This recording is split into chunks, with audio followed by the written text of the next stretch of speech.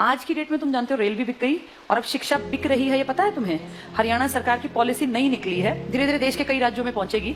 हरियाणा सरकार का देखो तुम क्या किया सरकार ने कह दिया, अखबार में आ गया लिखित ये कि जिसकी सालाना आय 1,80,000 से कम है हरियाणा में, उनके बच्चे अगर गवर्नमेंट स्कूल में जाते हैं तो 500 रुपए फीस देंगे। फ्री में नहीं, 500 रुपए फीस देनी पड़ेगी।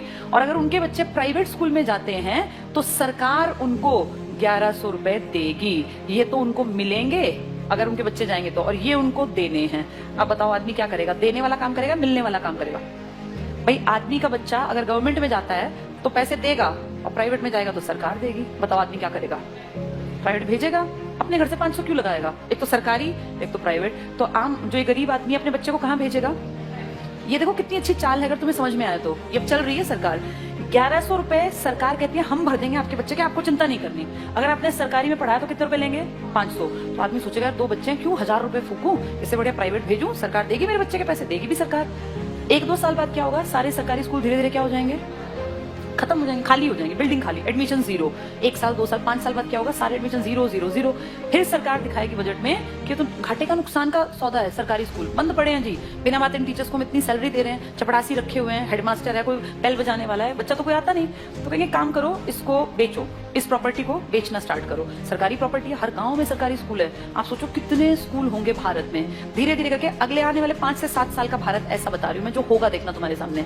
ये सारे स्कूलों का दाम निकलेगा, दाम इन द सेंस भाई जहां जितने महंगी प्रॉपर्टी है महंगा। अब कौन खरीदेगा पूरे देश की बेल्ट को? जिसके पास पैसा है। तुम और मैं तो नहीं खरीद सकते देश के स्कूल, तो उस देश के पूरे स्कूलों को खरीदने का किसके पास पैसा है? अंबानी और अडानी ये ले लेंगे सरकार से कि जी हम इतने करोड़ रुपए आपको देते हैं सरकारी स्कूलों के बदले, हम डेवलप कर लेंगे। और फिर सरकार 1-2 साल बाद कहेगी हम बहुत नुकसान में जा रहे हैं, हमारे बस की 1100 रुपए देने नहीं है।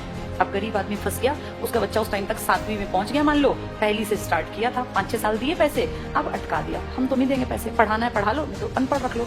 अब वो बेचारा गया कि वापस सरकारी में जाके देखो तो सरकारी पे तो ताला है, बोर्ड बदला हुआ है। किसके पास है वो बोर्ड? अब अंबानी। अब अंबानी अडानी प्राइवेट स्कूल है, तो वो जाके फीस पता करेगा तो भैया मैं तो नहीं पढ़ा सकता। वहां से भी गया और वहां की औकात नहीं है, दोनों गए। आने वाले समय में आदमी वो पढ़ा पाएगा जिसके पास बहुत ज्यादा पैसा होगा। देखते देखते तुम्हारी सारी सुविधाएं सरकार से छीन छीन के किसके पास पहुंचाई जा रही हैं? प्राइवेट। बस तुम्हें समझ में लेट आएगा, जब तक समझ में आएगा फिर चीख चिल्ला लेना, फिर थोड़ी ना कुछ होगा। सरकार वापस थोड़ी ना लेती है किसी भी चीज को, दे दी सो दे दी। मैं तुम्हें अपना एग्जाम्पल देती हूँ। जब मैं जॉब में आई थी ना, उस टाइम पर हमारा पहला बैच था जिनकी पेंशन बंद की गई थी। मैं उसकी खुद, जैसे ये मान लो लाइव तुम्हारे सामने एग्जांपल हूं, जिनकी सबसे पहली पेंशन बंद हुई वो हमारा बैच था। हमें समझ ही नहीं आया कि सरकार ने क्या किया, क्योंकि उस टाइम हमारी उम्र थी 20-21 साल। 20-21 साल के बच्चे को थोड़ी ना पेंशन की कीमत पता है। लेकिन अब जब उम्र बढ़ रही है तो समझ में आ रहा है सरकार ने सब कुछ खत्म कर दिया बुढ़ापे का।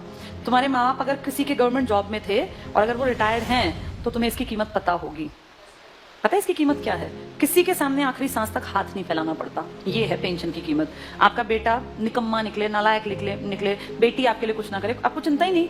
आपकी पेंशन आती है, 5-7 हजार रुपए में झाड़ू पोछा कपड़े बर्तन धोने वाली मिल जाती है। कोई भी एक मेड रख लो, 5-10 हजार की खाने वाली। बुढ़ापे में पैसा बचा के करोगे क्या? अगर तुम्हें सरकार से 35 हजार भी मिलते हैं तो तुम अपने ऊपर खर्च करो ना, क्यों किसी के सहारे बैठे रहना? और जिनके पास पैसे होते हैं ना, बुढ़ापे में वो प्यारे भी लगते हैं सबको। जिसके पास पैसा नहीं है ना, वो बोझ लगता है। फैक्ट है। तुम्हें अपना चश्मा बनवाना है, तुम्हें क्यों बेटा मेरा चश्मा, क्या जरूरत है बेटे की? तुम्हारे पास पैसे हैं, जाओ मार्केट, अपना घूमते फिरते जाओ, अपना टहलते हुए चश्मा बनवा लाओ। ये कीमत बुढ़ापे में जाके अकल आती है।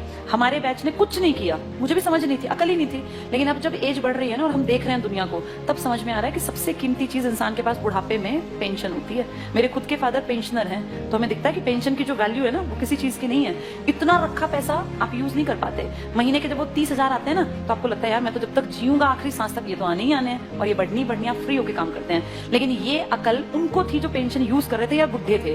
पेंशन रोकी किसकी गई? जवानों की, जिनको अकल नहीं थी। हमें थोड़ी ना अकल थी 20-21 साल में कि पेंशन बंद करने से किसी ने कुछ कहा ही नहीं। सरकार ने सीधे कह दिया अब के बाद आगे जो बच्चे आएंगे नौकरियों में उनको पेंशन नहीं मिलेगी। अगर हमें अकल होती, सारे देश के लोग आवाज उठाते तो ना बंद होती पेंशन।